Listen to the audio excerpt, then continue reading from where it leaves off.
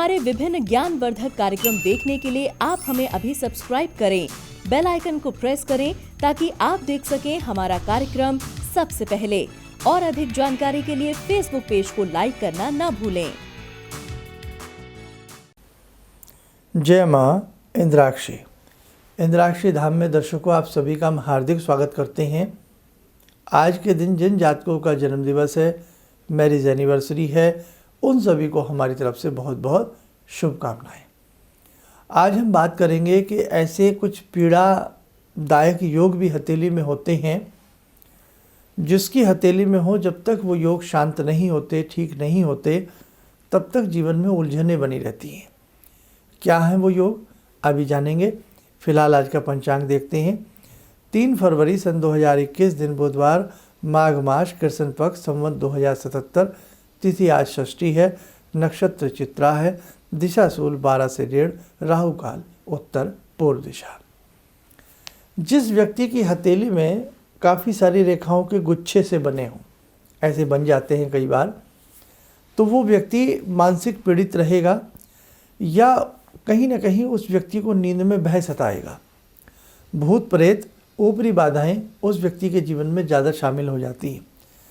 जिसके हाथ की रेखाएं काली काली सी पड़ने लगें, हमेशा हाथों में मैल मैल सा नज़र आए, शरीर से अजीब सी दुर्गंध आती हो, तो ऐसी स्थिति में भी वो व्यक्ति मानसिक रोगी या मानसिक उलझन में वो व्यक्ति चला जाता है। डिप्रेशन का ऐसा व्यक्ति शिकार हो जाता है। जिस व्यक्ति की हथेली की भाग्य रेखा कई भागों में खंडित हो और उसकी मस्तिष्क रेखा भी कई भागों में खंडित हो, मस्तिष्क रेखा हृदय रेखा के नीचे जो होती है ना, ये मस्तिष्क रेखा होती है।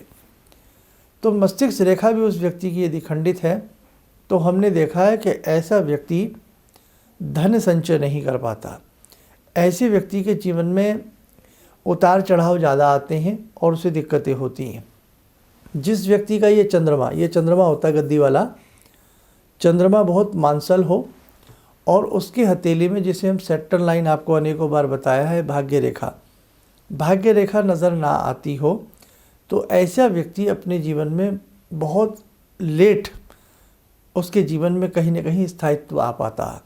यानी कि या तो जॉब चेंज होती रहेंगी, या मन मुताबिक जॉब नहीं होंगी, मन मुताबिक प्लेटफॉर्म नहीं मिलेगा, मन मुताबिक जो वो चाहता है वो चीज़ें उसके जीवन में नहीं होंगी और लेट होंगी। दूसरी बात, जिस व्यक्ति की हथेली में ये हृदय रेखा होती है ऊपर वाली, नीचे वाली होती है मस्तिष्क रेखा, इन दोनों रेखाओं के बीच में जो बीच का गैप होता है, अगर वो बहुत चौड़ा है, तो ऐसे व्यक्ति के जीवन में धन समृद्धि आएगी, लेकिन एक लिमिट में आएगी। जब 40 साल की उम्र निकल जाती है, उसके बाद धन समृद्धि इकट्ठी हो पाती है। और जिसके ये गैप बीच का बहुत कम होता है, तो ऐसे व्यक्ति अपने जीवन में अपने पुरुषार्थ से आगे बढ़ते हैं, अपनी मेहनत से आगे बढ़ते हैं, किसी बाह्य व्यक्ति की उसे बहुत हेल्प नहीं मिल पाती। और जिस व्यक्ति के चंद्र पर्वत पर बहुत सारी रेखाएं कटी फटी हों, खासतौर से महिलाओं के, तो ये गर्भ नष्ट होने की सूचनाएं देती हैं, या गर्भाशय से संबंधित ऐसी महिलाओं को रोग होते हैं। जिस व्यक्ति के यहाँ मंगल के ऊपर बहुत सारी आड़ी तिरछी रेखाएं हों, मंगल भी यहीं होता है और शुक्र भी इसके आसपास होता है, गुप्त रोगों की सूचनाएं होती हैं। बवासीर, भगंदर जैसे रोग ऐसे व्यक्तियों को सताने लगते हैं।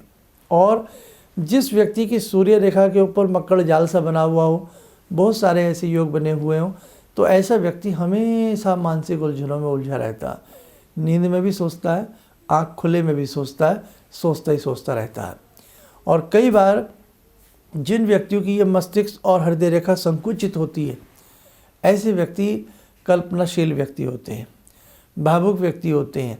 बहुत पुरानी पुरानी बातें ऐसे व्यक्तियों के हृदय में गड़ी होती हैं। आप में से ऐसे बहुत लोग होंगे जो 20 साल पुरानी बातें, 30 साल पुरानी बातें आज भी सोच करके अपने मन को दुखाते होंगे। आज भी उनके मन में पुरानी ठेस, पुरानी ठसक उनके मन में लगती रहती होगी। और जिन व्यक्तियों का बुध पर्वत थोड़ा संकुचित हो, बृहस्पति पर्वत उन्नत हो और शनि पर्वत भी उन्नत हो, ऐसे व्यक्ति कहीं ना कहीं शायरी की तरफ, कहीं ना कहीं गायकी की तरफ या बहुत गहरी बातों की तरफ उनका रुझान रहता। हथेली में हल्का फुल्का गड्ढा हो और 4-5-6 रेखाएं बिल्कुल स्पष्ट रूप से झांकती हों, नज़र आती हों और उंगलियां लंबी हों, तो ऐसे व्यक्ति कर्मठ होते हैं और शादी के बाद ऐसे व्यक्तियों के भाग्य का सितारा उनका साथ देता है ना। अब ज़रूरी नहीं किसी की शादी जल्दी हो, बहुत लोगों की लेट भी होती है। लेट वाले भी योग होते हैं जिनकी शादी लेट होती है, वो भी सुन लीजिएगा। जिन व्यक्तियों की हृदय और मस्तिष्क रेखा, यही रेखा संकुचित हो, बीच में क्रॉस का चिन्ह हल्का सा बना हो और जहाँ ये मैरिज लाइन होती हैं ये थोड़ी अपर की तरफ ज़्यादा हो, तो ऐसे व्यक्तियों की शादी लेट होती है, लेकिन भाग्य उदय भी शादी के बाद ही होता है। और जिन व्यक्तियों की हथेलियों में कई बार हम हथेली ऐसे देखते हैं ना, रंग बदलता सा नज़र आता हो, कभी लाल लगती हो, कभी पीली लगती हो, कभी मटमैली लगती हो, उधर रोग से संबंधित बीमारियों की सूचनाएं मिलती हैं। और कहीं ना कहीं पैसा बहुत किल्लत और दिक्कत के साथ आ जाता है, लेकिन आता दिक्कत के साथ है। और बहुत सारे ऐसे योग हैं, ये तो हमने आज आपको नमूना दिया है अपने उन छात्रों के लिए जो इस विद्या में आगे बढ़ रहे हैं। ऐसे ही मेरे साथ को आपकी जन्म पत्रिका में भी बहुत सारे योग होते हैं। आप परेशान क्यों हैं? आपकी परेशानी का कारण क्या है? क्या रीज़न है कि जिसकी वजह से आपके जीवन में धन संपदा नहीं आ रही, श्री समृद्धि आपको प्राप्त नहीं हो रही? क्या है कि एक कम काम करने वाला व्यक्ति आपसे आगे है, कम नॉलेज वाला व्यक्ति आपसे आगे है, आपकी नॉलेज अच्छी है, आपका पुरुषार्थ मेहनत अच्छी है, लेकिन आप पीछे हैं। वाई? किसी से चिढ़िएगा मत, सब अपनी अपनी जगह अच्छे हैं, लेकिन आप क्यों इतना फिसड्डी हो रहे हैं? उस क्यों का जवाब है आपकी हथेली की रेखाएं या आपकी जन्म पत्रिका की जो ग्रह और गुण होते हैं, योग होते हैं। इसीलिए कहते हैं मन को मसोचिएगा मत, मन में इच्छाओं को दबाइएगा मत। किसी अच्छे परफेक्ट व्यक्ति से अपने जीवन के लिए राय लीजिए, मशवरा कीजिए, क्या मंत्र पढ़ना चाहिए, क्या दान करना चाहिए, किस ग्रह को मैं उन्नत बनाऊं, किस ग्रह की मैं आराधना ज़्यादा करूं, किस मंत्र को ज़्यादा पढूं, देवी के मंत्र पढूं, किस चीज़ की मैं आराधना उपासना करके अपने जीवन में लाभान्वित अपने आप को मैं कर सकता हूं।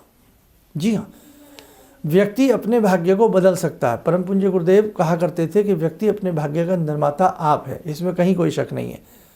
आप अपने भाग्य में बहुत बड़े बड़े परिवर्तन ला सकती हैं, है ना। आपका पुरुषार्थ, आपकी मेहनत, और मेहनत के साथ साथ ये भी तो सूझबूझ होती है कि हम किसी से कुछ परामर्श ले लें। कई बार किसी की राय ज़िंदगी को बदल जाती है। तो खैर, आप लोग चिंता ना करें, बस इन सब चीज़ों का आप ध्यान रखें। जीवन में किसी भी तरह की कोई परेशानी है, दिक्कत है, तो सबके आसपास कहीं ना कहीं अच्छे पामिस्ट भी होते हैं, एस्ट्रोलॉजर भी होते हैं, उनसे आप मिल सकते हैं। आइए साधकों, समय हो चला आज की ध्यानमाला का। आज की ध्यानमाला में जुड़ते हैं हम प्रभु श्री राम से। ओम रामो राजमणि सदा विजयते, रामं रमे संभजे, रामेण विहता निशाचर चमू, रामाय तस्मै नमः। रामानास्ति परायणं परतरं, रामस्य दासोऽम्यहम्। रामे चित्तलया सदा भवतु मे, भो राम मामुद्धर। राम रामेति रामेति, रमे रामे मनोरमे, सहस्रनाम तत्तुल्यं, राम नाम वरानने। आदो राम तपोवनं दिगमनं, हत्वा मृगं काञ्चनं, वैदेहीहरणं जटायुमरणं, सुग्रीवसंभाषणं। बाले निग्रहणं समुद्रतरणं, लङ्कापुरे दाहनं, पश्चात् रावणकुम्भकर्णहननं, एतद्धि रामायणम्।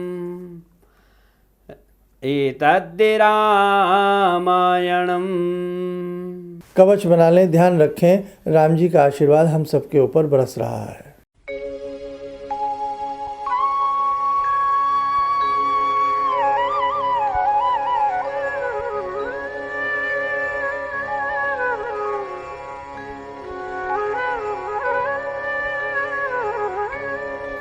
ओम बोलते हुए नेत्र खोलें, सामान्य हो जाए।